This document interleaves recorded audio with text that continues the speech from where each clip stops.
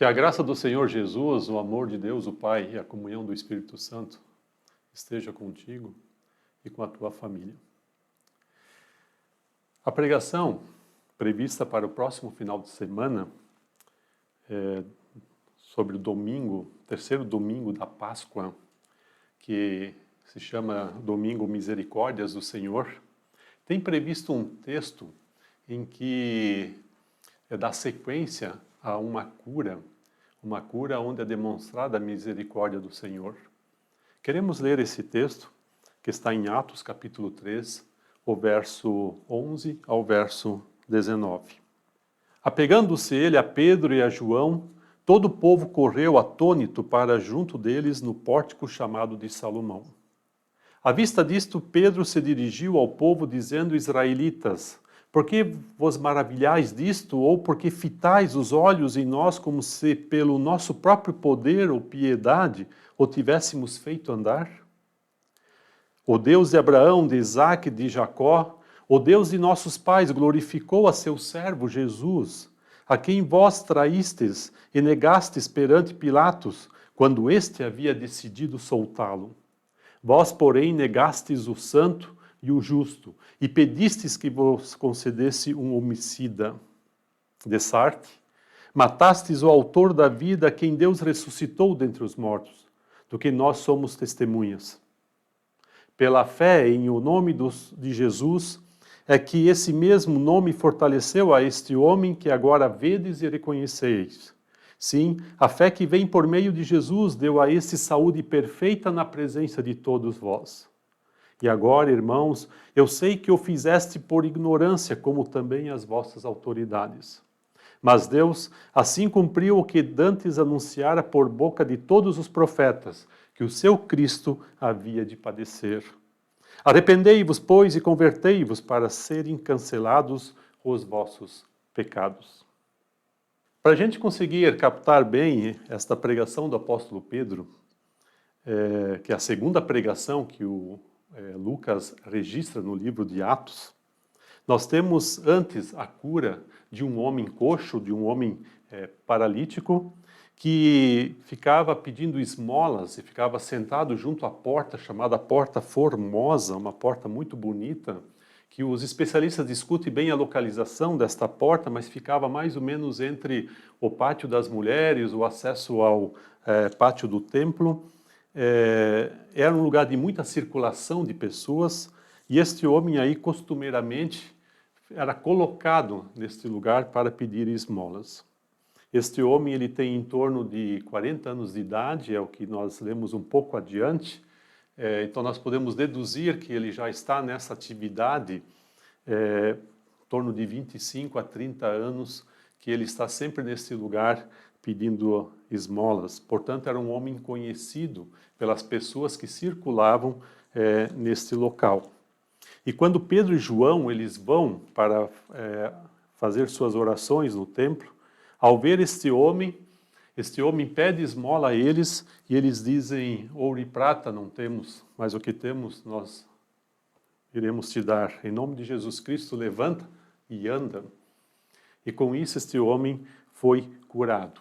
Nós temos que imaginar o impacto desta cura, porque esse homem ele é coxo de nascença, ou seja, além de ter a sua estrutura física debilitada, o seu cérebro também teve que ser reeducado agora para a coordenação motora, porque este homem levanta, sai saltando, sai cantando e louvando a Deus em gratidão. E o resultado é que este homem ele se apega a Pedro, se apega a João, fica com eles o tempo todo. E o povo corre nesta direção. Essa informação ela vai adiante, e as pessoas começam a se agregar em volta de Pedro, de João e deste homem quando eles estão na porta, no pórtico de Salomão. Todo o povo fica atônito, surpreso, espantado, curioso. Há uma expectativa. Deus enviou profetas? O que está acontecendo? E neste contexto, Pedro ele toma a palavra e ele se dirige ao povo, tendo esta oportunidade de anunciar a Jesus Cristo e essa oportunidade de oportunizar o Evangelho. Esta é a sua segunda pregação. A primeira pregação, o que fez com que o povo corresse em direção onde os discípulos estavam, foi a vinda do Espírito Santo. Quando o Espírito Santo veio fazendo barulho, um som muito alto na cidade, o pessoal correu naquela direção e aí também houve a oportunidade de Pedro pregar o Evangelho.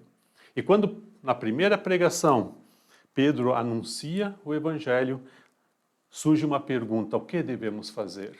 A resposta foi: arrependei-vos.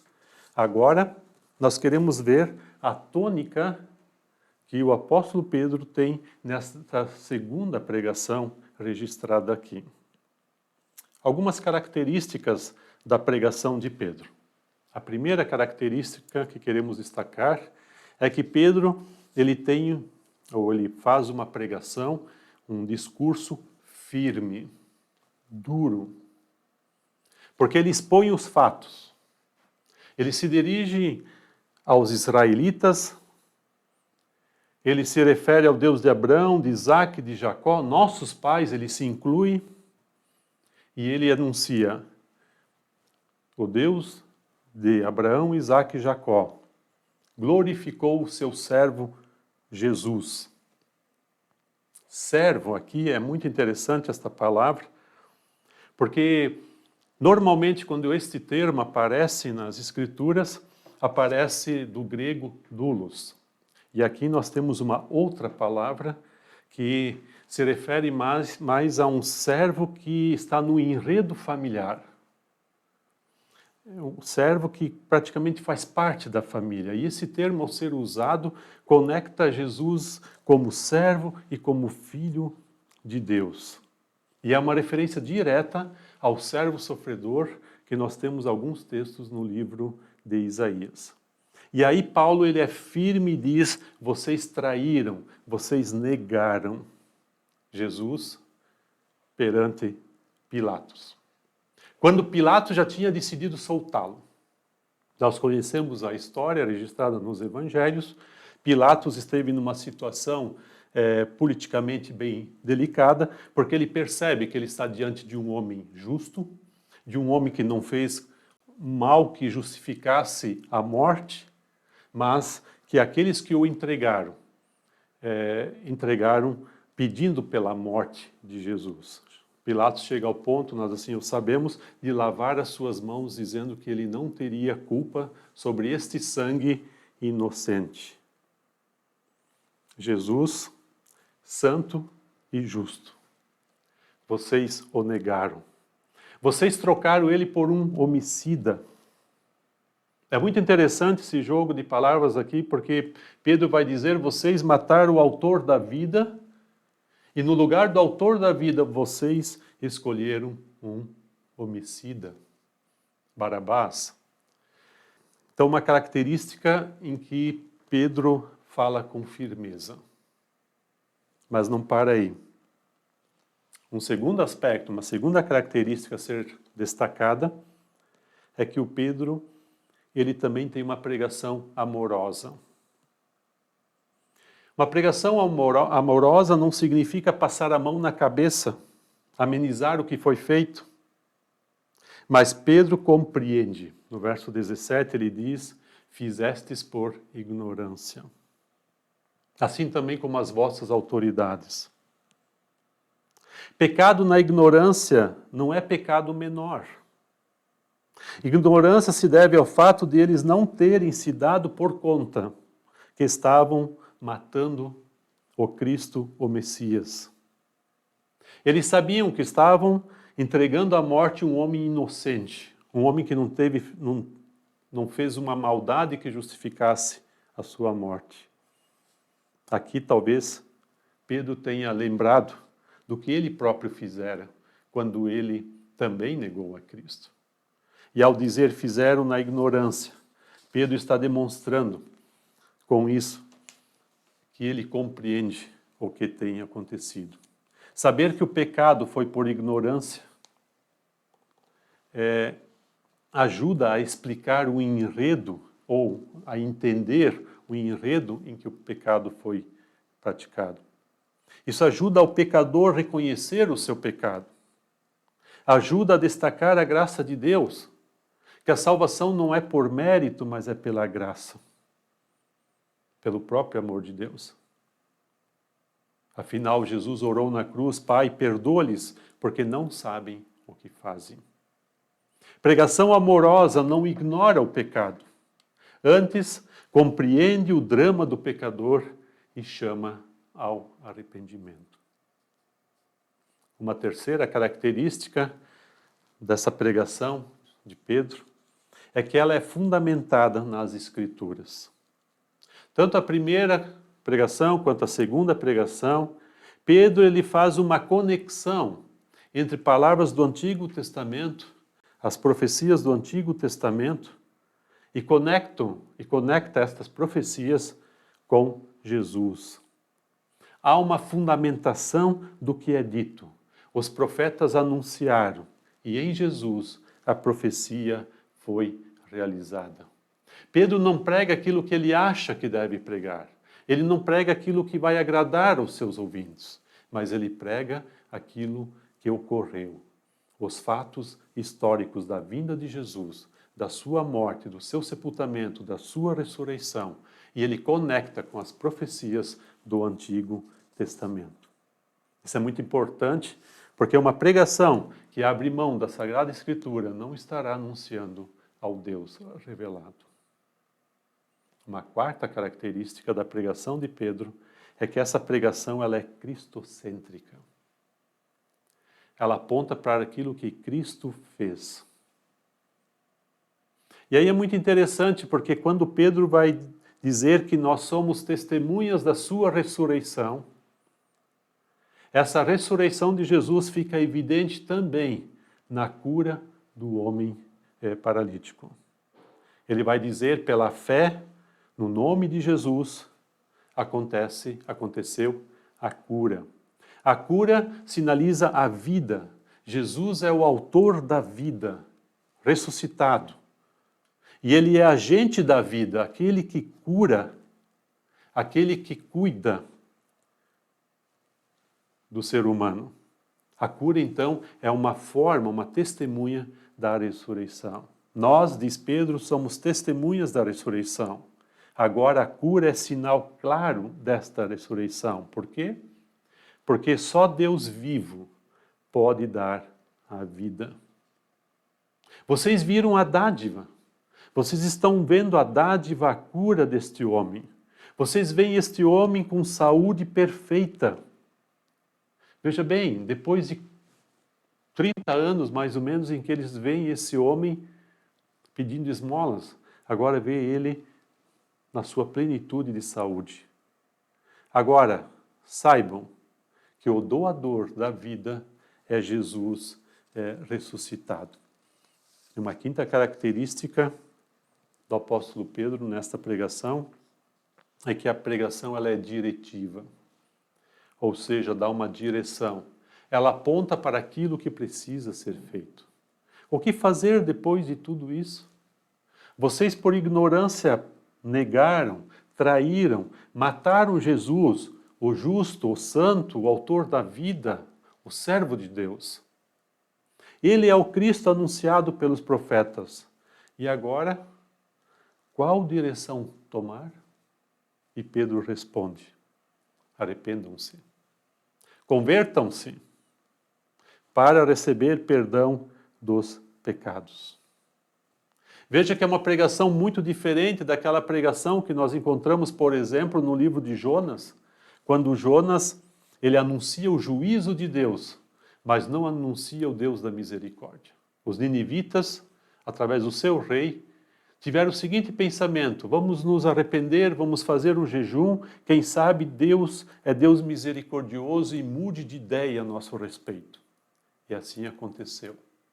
Aqui Pedro, ele aponta o pecado, ele aponta as evidências, ele aponta os fatos, mas ele aponta para a graça, ele aponta para a misericórdia, ele chama ao arrependimento, à conversão, para que os pecados possam ser perdoados. Percebemos então nesse texto, nesse domingo das misericórdias do Senhor, a misericórdia agora em relação à salvação. O texto anterior é a misericórdia no sentido de devolver a esse homem uma saúde plena. Mas a misericórdia do Senhor é muito mais completa, muito mais plena, trazendo agora a salvação, o perdão dos pecados.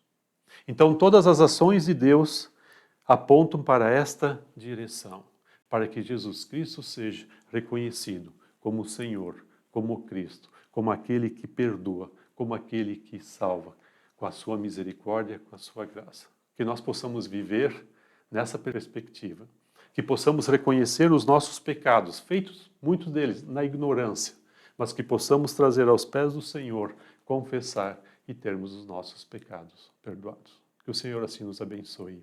Amém.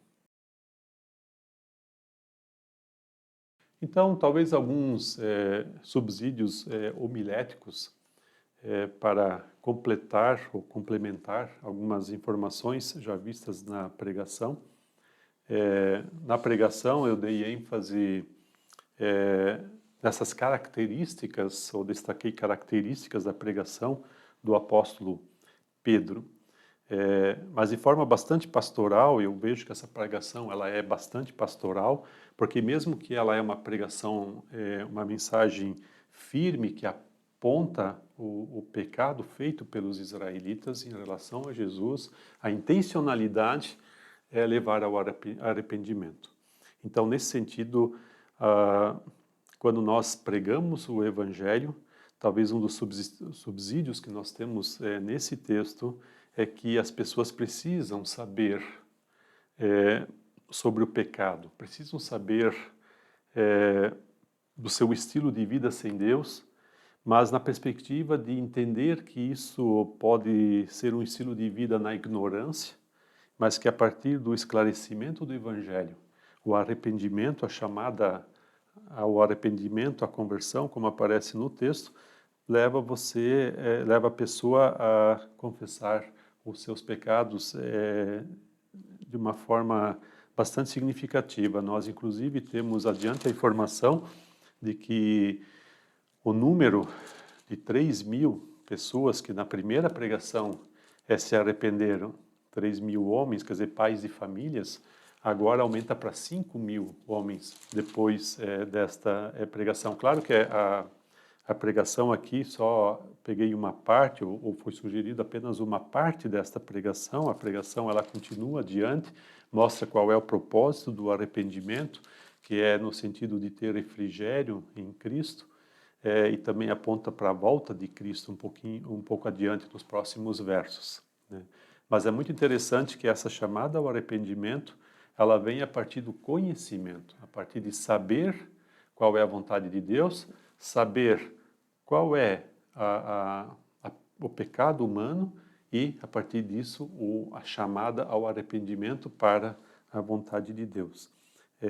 Então, nesse sentido, poderia ser também uma tônica bastante pastoral, de que o ouvinte ele possa entender que, ao ser falado do pecado, a intencionalidade não é massacrar, pisar em cima, quebrar a pessoa mais do que ela está, mas, pelo contrário, a partir dos fatos, trazer a graça de Deus, a misericórdia de Deus.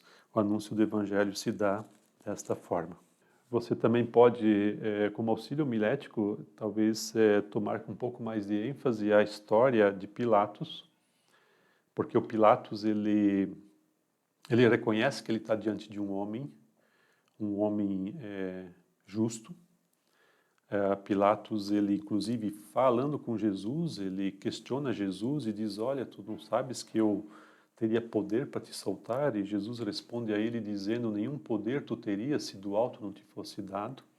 Então Pilatos ele percebe que ele está diante de uma pessoa real, no sentido de um rei, tanto que quando ele manda escrever aquela placa para colocar em cima da cruz, ele coloca Jesus Nazareno, rei dos judeus.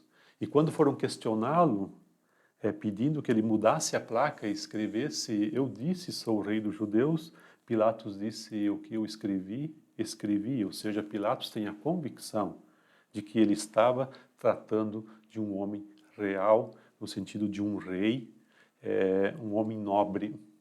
Então, o Pilatos, enquanto gentil, reconhece quem é Jesus, não agora na dimensão salvífica, Messias, o Cristo, nesse sentido não, mas ele reconhece que é um homem justo. E os israelitas, os líderes dos judeus, instigaram o povo contra Jesus, pedindo assim a sua crucificação.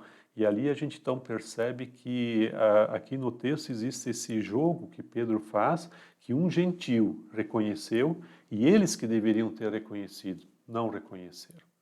Por isso, o Pedro ele faz essa chamada e ele diz que isso acontece na ignorância. Na ignorância vocês não o reconheceram. Mas que agora, que fica claro a messianidade de Jesus a partir da sua ressurreição, que fica também muito clara a partir da cura deste homem, agora eles são chamados então ao arrependimento.